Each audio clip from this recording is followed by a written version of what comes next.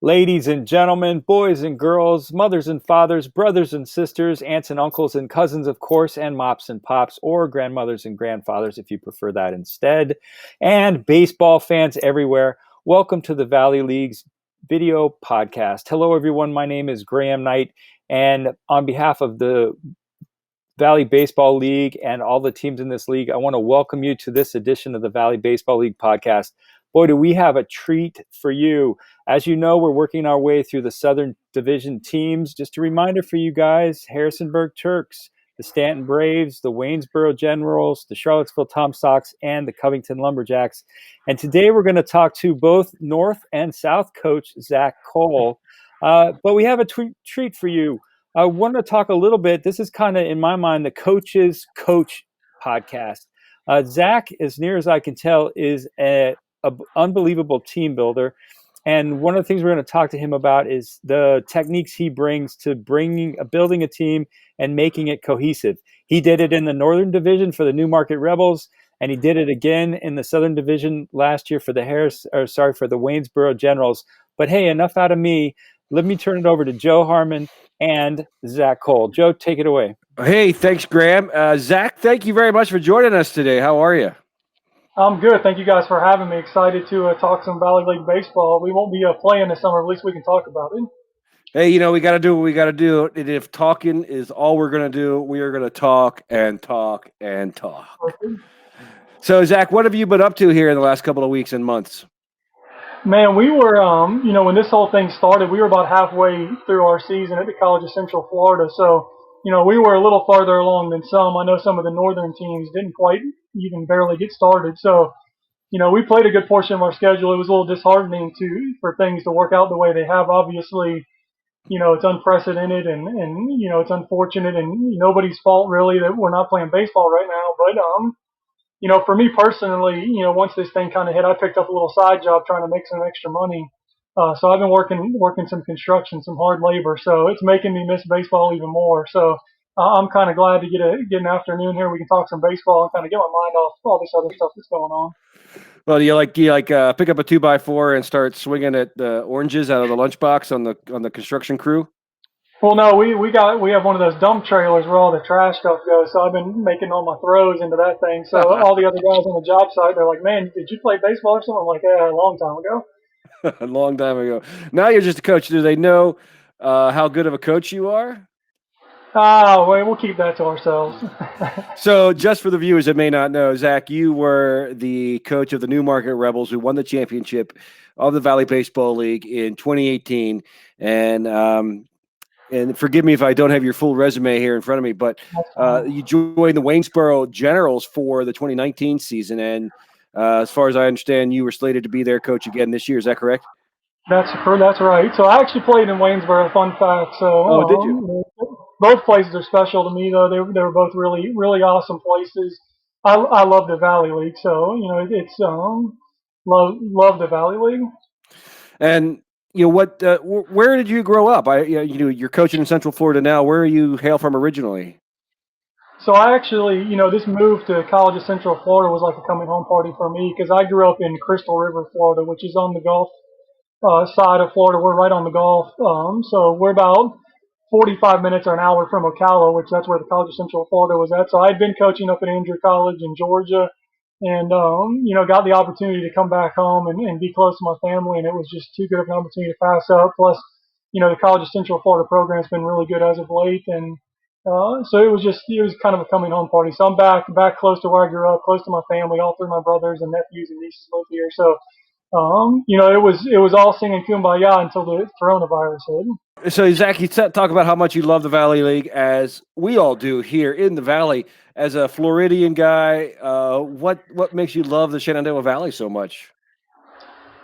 Man, that's a good question. I think, so this is another fun fact. My brother actually was a Waynesboro General too. He played in Waynesboro. I want to say it was maybe 2000 or 2001, something like a couple years before me.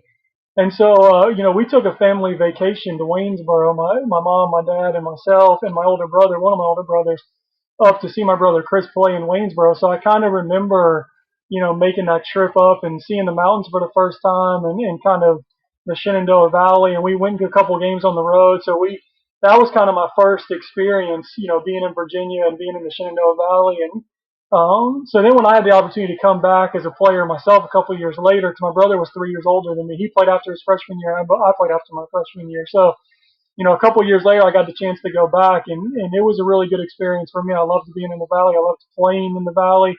And so then many years later, when I got the chance to coach, obviously it was something I wanted to do. And now here we are 5 years later, and it's been a fun ride. So it's different, man. It's different from where I grew up.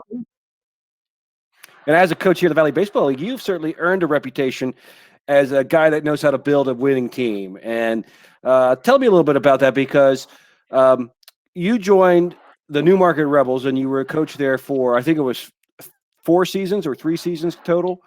3 seasons. Yeah, 3 and seasons. ultimately won the championship with that team.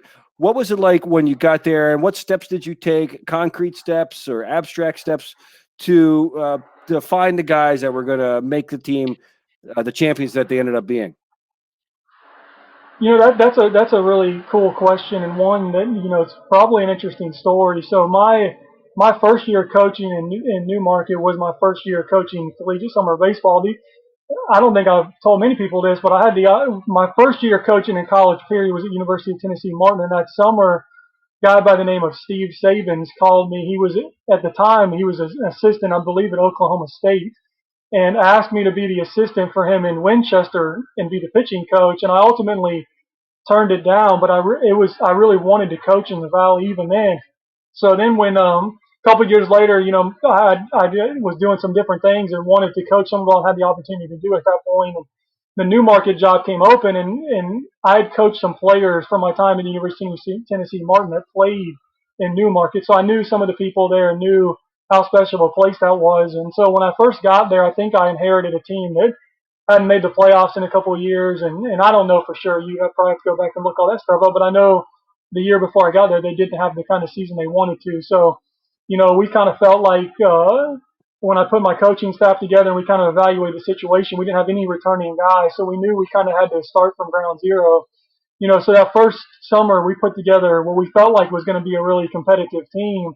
And lo and behold, we put together a really competitive team, but we finished a little bit short of where we wanted to be. I think Bruce Alger told me this when the summer was over. I think we lost we were in 13 one-run games and lost a good portion of them. So, we wanted to build a competitive team, and we did that. We built a very competitive team, and I felt like we were in it right till the very end to make the playoffs. I think it was one of the last couple of games of the season that knocked us out of the playoffs. So, we kind of met that goal of building a competitive roster. And, I didn't know how Newmarket was going to, take that first summer I was there. I kind of remember driving home thinking, I don't know if they're going to be happy with the job I did or not. I know everybody wants to make the playoffs and have a winning record and all that kind of stuff. And, a really cool experience for me was Bruce Alger called me after I got home. Everybody got a cooling down period a couple weeks after the summer ended. He called and we talked for like an hour, and he was very supportive of what myself and our coaching staff and our players, what we did in the community, how we handled ourselves, and kind of the vision that we had for what we were trying to do. And so, he obviously wanted me to come back, and I wanted to come back because I don't like being a loser. I felt like I had something to prove. So we learned a lot from that first summer. We learned what mistakes we made on the coaching side and mistakes we made on building the roster. We learned a lot, and I was fortunate to maintain one of my assistant coaches who stayed with me my entire time, Joe Lepori, in Newmarket. And we hired a couple new coaches, and we started building the roster, and we kind of brainstormed the things we thought we didn't do very good, and we brainstormed the things we thought we did good, and we tried to keep doing those things and fix the things that we didn't do very good. And, that next summer we made a jump and made the playoffs and had a winning record and felt like we improved. And then obviously that third year we made a jump again and won the league. So it was a learning process throughout the whole thing. It was if I could attribute it to one thing, I would say it was the people I was fortunate enough to put around me. I had good coaches, good support staff, and good players, obviously. So, it was a lot that went into all that. It was a lot of learning, and it was a lot of adjusting. Yeah, and speaking of the players that you put together on those teams, how involved were you with the recruiting efforts and finding the right mix? I mean, I signed probably if we had 100 and something players and 150 players in the 3 years I was there, I signed 145 of them. So So very I involved. signed the It was vast all you, majority of pretty them. much. Yeah. A few of my assistants helped me out with some guys here and there, and but I did the vast majority of it. And I know this question's probably going to be coming, so I'll answer it now. But Okay. that was part of the reason that I made the switch to Waynesboro. I was kind of, putting a roster together for collegiate summer baseball is a difficult and time-consuming process, and there's a lot that goes into it. And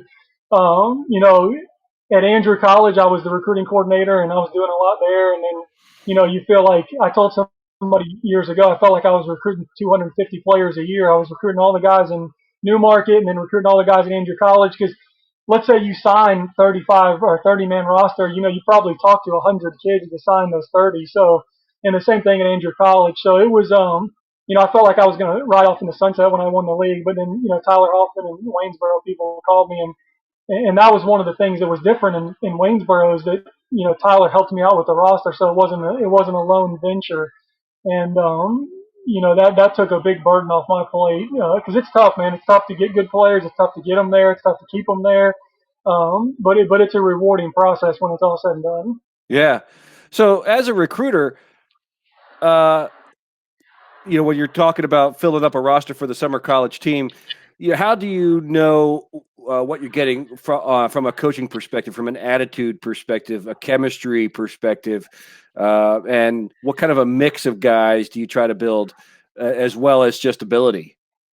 That's a really good question. So I think my first summer, I think that was part of the issue that we had, if you want to call it an issue, is that I kind of went outside my network a little bit more than I did in the years after that. So what I mean by that is, my first year I had some coaches that I knew and trusted that sent me players, but then I also kind of got players from other people I didn't necessarily have relationships with going into it, and that's where that side of it kind of creeps in is when you don't know somebody, you don't really know. It may not necessarily be that they're telling you something that's inaccurate, but your idea of what a high character or a good player is might be different than what somebody else's is. So, the longer that I did it, the more that I've been in the valley and doing collegiate summer baseball, the more I've kind of relied on people that I had a relationship with that we were both on the same page of what my expectations were, what our organization's expectations were, what kind of players we were looking for, what kind of character we were looking for, because those things were always important. If you want to, I guess maybe point to one thing that caused us to have success is, and I told Bruce Alger this, and I told Tyler Hoffman and Kathleen and Brent Ward this, it's always been my goal to get high character kids. I wanted to surround myself with good people, and I felt like we did that for the most part. I don't know if it was just luck or asking the right questions or fishing in the right pond, but we were able to find kids that fit the character profile that we had, and I think that was obviously part of our success is having those right kind of kids. Yeah. And so what? Paint me a picture here of Newmarket, Virginia, for those folks that are watching or those, we don't get to Newmarket as often. It's a unique place in the world, isn't it? Tell me from your perspective, when you first came to Newmarket, Virginia, as the head coach of the Rebels, and you walked into the stadium or into the place where you were staying, what was the aura? What did it bring up in you emotionally? Um, before I answer that question, let me go back a little sooner because this is kind of funny. The first game that I started, so I was a pitcher, and the very first game that I started in the Valley League for the Waynesboro Generals was in Newmarket. All right. So I remember that's the first time I ever went to Newmarket. When you pull into Newmarket, it's an old historical town. It's ripe with history, and you kind of pull in, and it's old, historic, and you pull off and you pull into Rebel Park, and there's the school there, and then there's the building off to your right. So you kind of come through those two big buildings, and the field kind of opens up, and you see the mountains in the back. And when you're the visitor, that bullpen is kind of like you feel like you're. I felt like I was on the side of a mountain coming from a Florida kid who thinks a small hill is a mountain. And then when you get to the Shenandoah Valley and you're warming up in the bullpen and you look out to your right and there's literally a mountain there. It's kind of it's a totally different experience. So that was kind of my first experience in Newmarket, period. Yeah. But then as a coach there, the history of that place is really cool, and probably the funnest part of coaching in Newmarket and being in Newmarket is the view. Like you get to the field every day and you're sitting there and you're trying to write a lineup or talk about your team, and you walk outside and it's the most beautiful view that you can possibly think of. You got the mountains in the back, and especially sometimes in the evening when the dew or the fog kind of settles in, it's a really cool place. So um, that part of it is really interesting. But then when you kind of look at Newmarket, for a lot of kids it was a culture shock. We had kids from all over the country, and Newmarket's not a real big town. Right. You got a couple of stoplights, and you got the Shinville Golf Course, and you got Subway and McDonald's, and then that's about it. So it was a Yeah. little bit of a culture shock for some of our guys, but I think that was part of what makes that place special and makes the team special is that, when those guys first get there, they have that culture shock, but then as they buy into what's going on, into the team and to the Valley League and what they're doing, I think it kind of becomes, that's all there is to do is play baseball and come there every night. And, it's kind of cool in left field. The fans sit up on the hill and pull their trucks up, and they're kind of hooting and hollering, and the home bullpen's back there in the pavilion. So it's just a really, really cool place to play a collegiate summer baseball game. Hey, just want to interrupt the conversation for a couple of small business items. First, want to encourage you all to subscribe, like, and share us. By subscribing to our YouTube channel, you'll help us do a couple of things. You'll help us keep you informed on when we post new material. And by liking and sharing us, you'll help us share some of the excitement that happens in the Valley League with people who may not know about it. I also want to take a few minutes to pay tribute to one of our great sponsors, Grace Burrows. Grace has sponsored our live streams for the past 2 years now. Without her, none of our live streams would have been possible. She's got a new book coming out at the end of April. Take a look.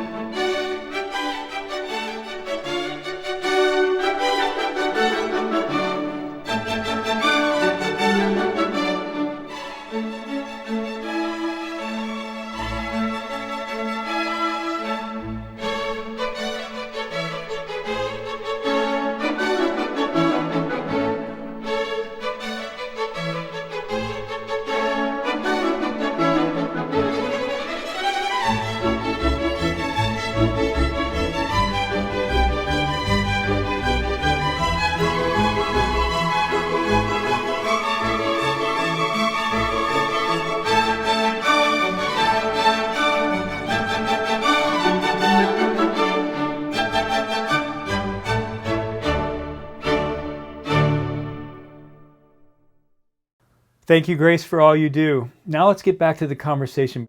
And back with Coach Zac Cole of the Waynesboro Generals. Zac, thanks again for being with us today.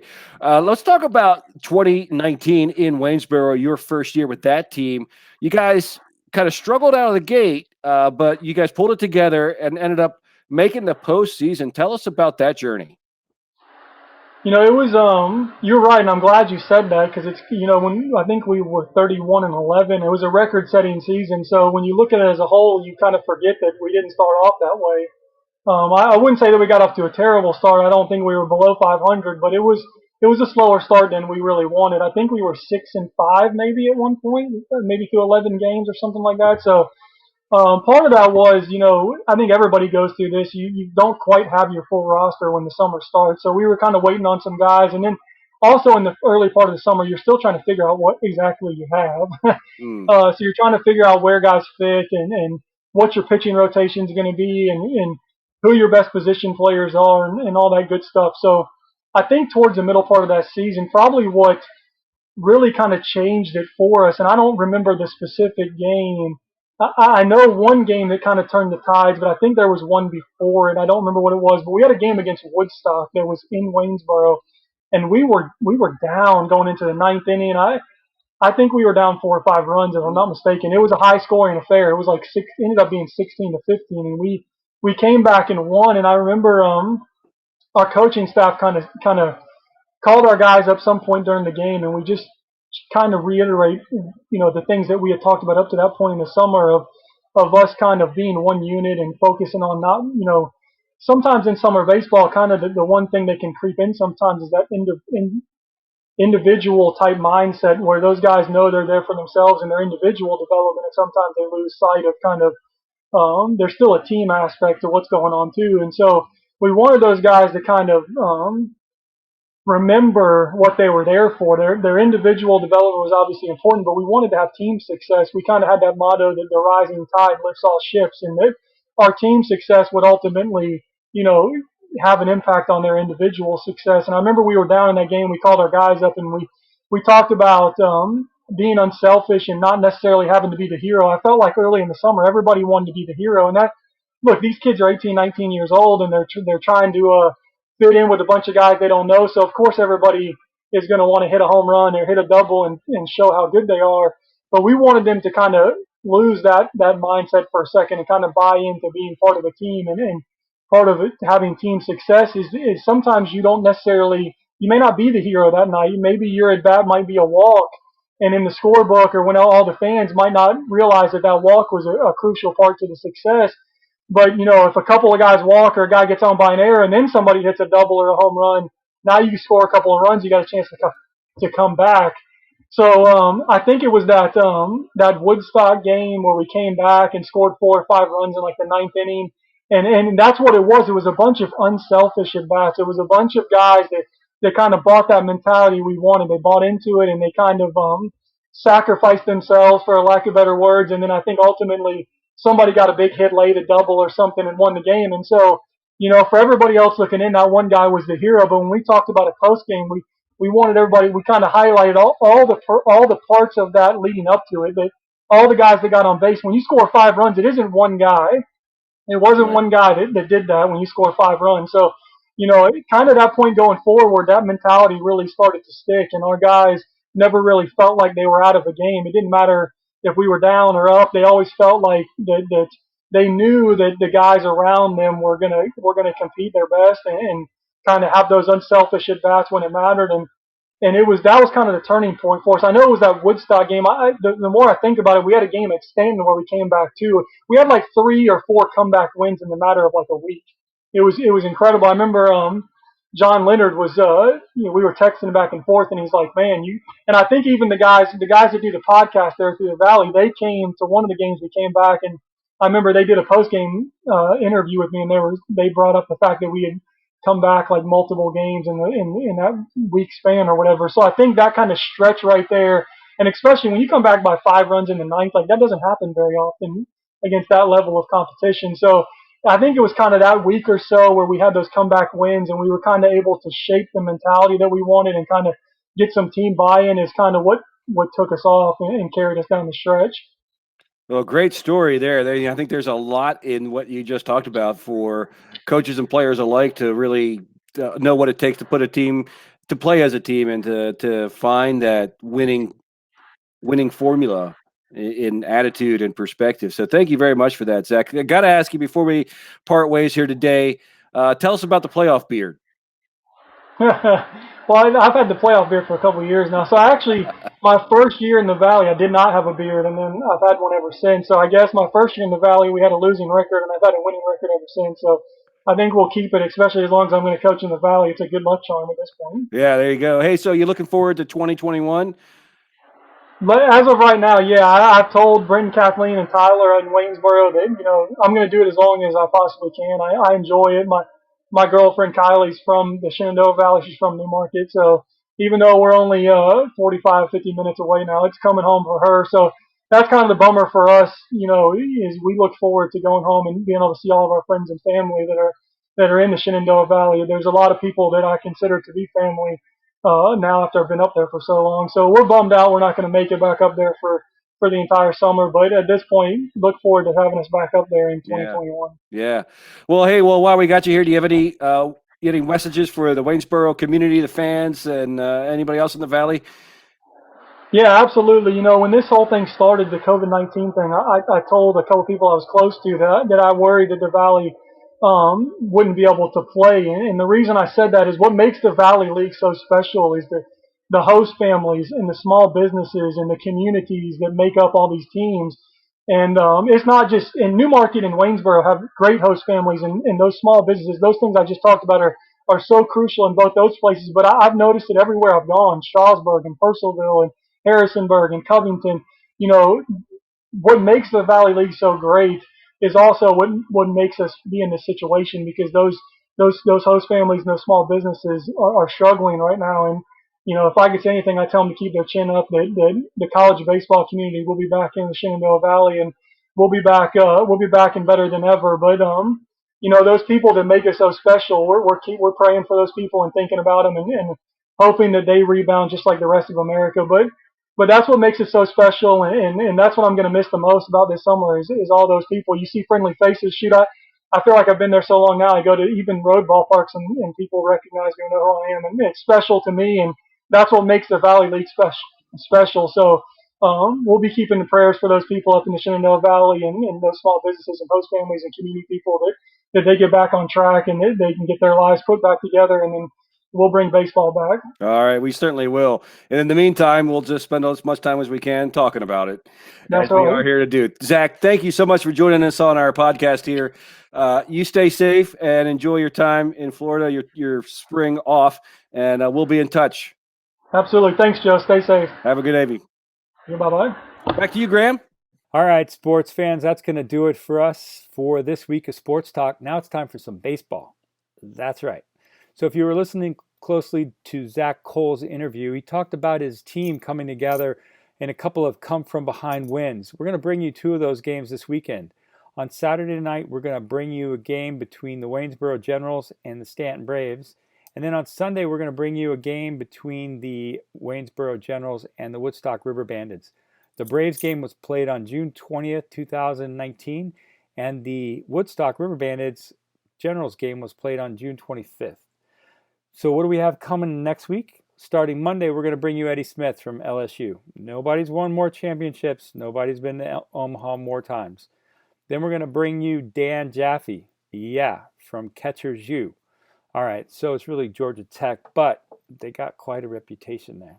And then it's Brian O'Connor, Mr. UVA himself, but guess who he played with in 1990? Yeah. And then we're going to top it off with a major league player, Sam Perlazzo. Guess where he played in 1972? All right, get the answers to those questions. You're going to have to tune in next week. But before any of that happens, we hope you enjoy these games between the Waynesboro Generals and the Stanton Braves, and the Waynesboro Generals and the Woodstock River Bandits. That wraps it up for us. On behalf of all the teams in this league, in the Valley Baseball League, I'm Graham Knight, wishing you all perfect health and a speedy return to the baseball diamond. We'll see you next week.